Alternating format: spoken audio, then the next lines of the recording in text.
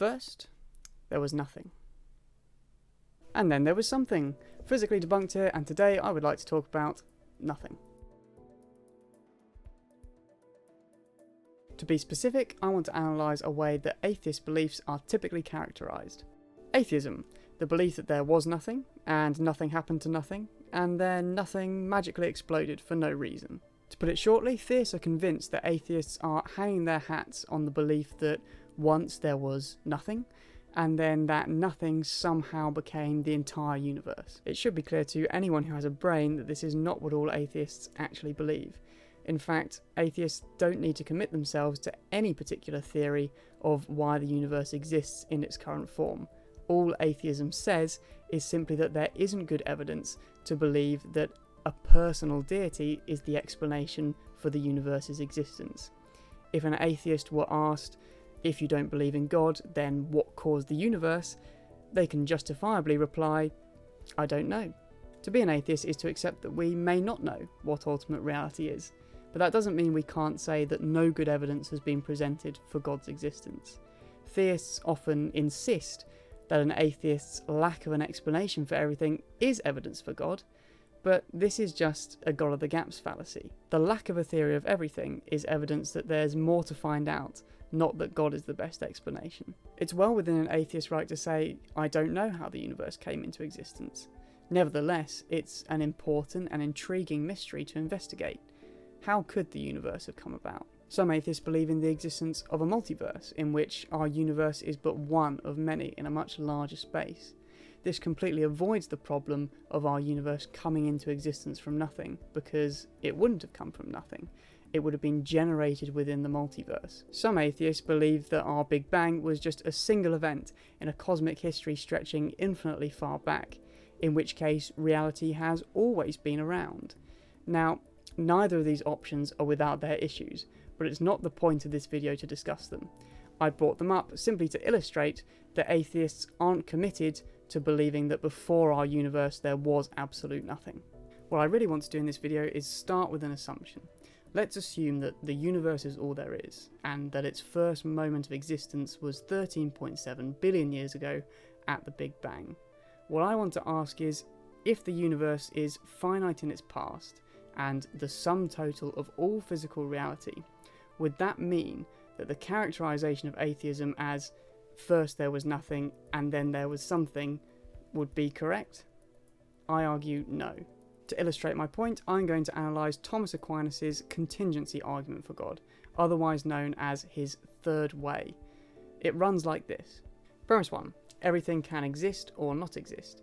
That is, everything in the natural world is contingent. Premise 2.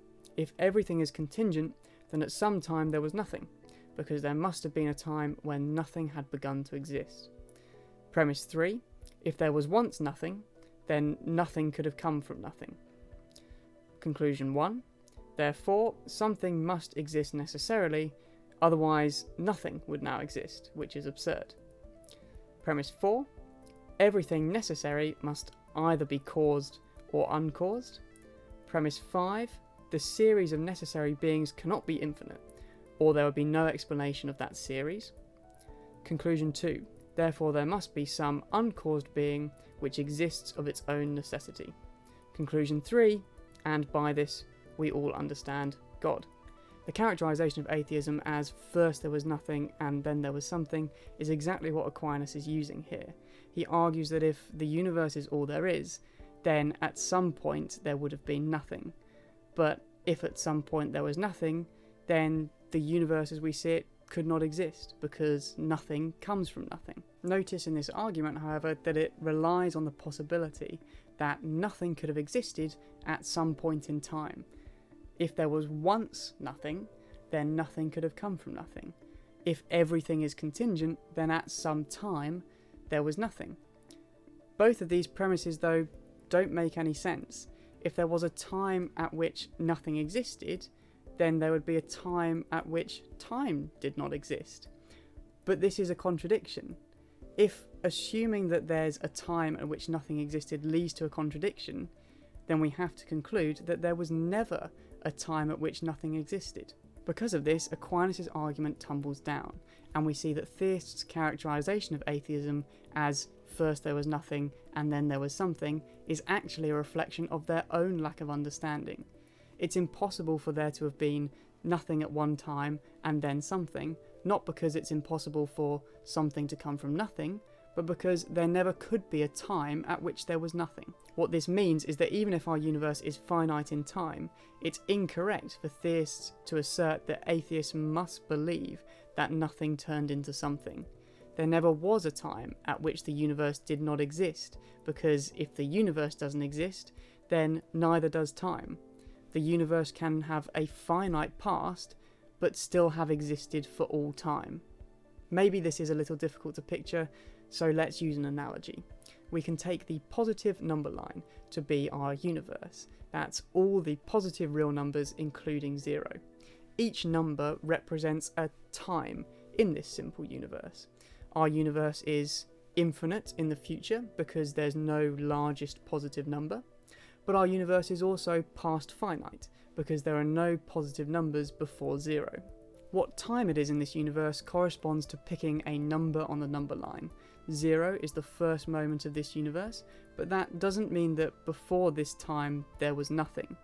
To pick a time, you pick a number on the number line. It's impossible to pick a time, a number on the number line, at which the number line itself doesn't exist. There's no time at which this number line universe does not exist, because there's no number at which the number line does not exist. It doesn't make sense to say that first there was nothing and then there was something, because this would imply that there was a time at which nothing existed. But we've seen that this is impossible. However you try to spin it, it's nonsensical to claim that atheists are committed to believing that once there was nothing. Even if the universe is past finite, there was never a time at which it didn't exist, and so no time at which nothing existed. In fact, I think this makes the theist's desperation for a beginning of the universe irrelevant.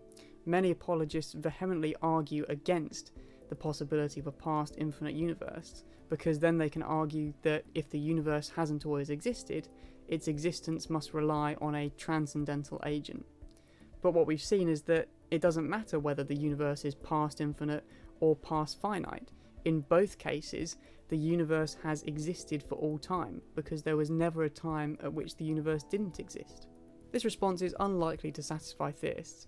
I imagine that'll be because they won't think I properly addressed the main point that Aquinas was trying to make, that it's the contingency of the universe more than anything that requires the existence of God.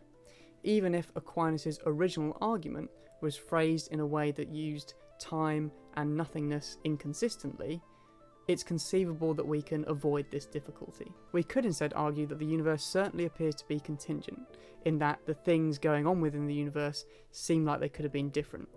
If the universe is contingent, then there must be some necessary fact upon which the existence of the universe is based. Theists call this necessary fact God. But hang on, can we logically infer that the existence of the universe is contingent just because events within the universe appear to be contingent? I don't think so. I don't think there's any reason we can't say that the fact of the existence of the universe is a necessary one, even if things within the universe are contingent. To illustrate why I think this, I'm going to respond to a few objections which I think will be immediate. Objection 1. The universe began to exist, so its existence must be contingent. This is what most of the video has been about.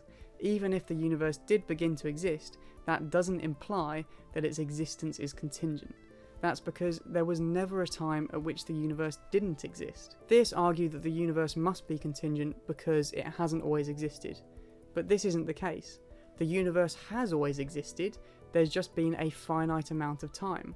Since time is not external to the universe, the fact of the universe's existence is a timeless one, so there's no reason it can't be a necessary fact. Objection 2.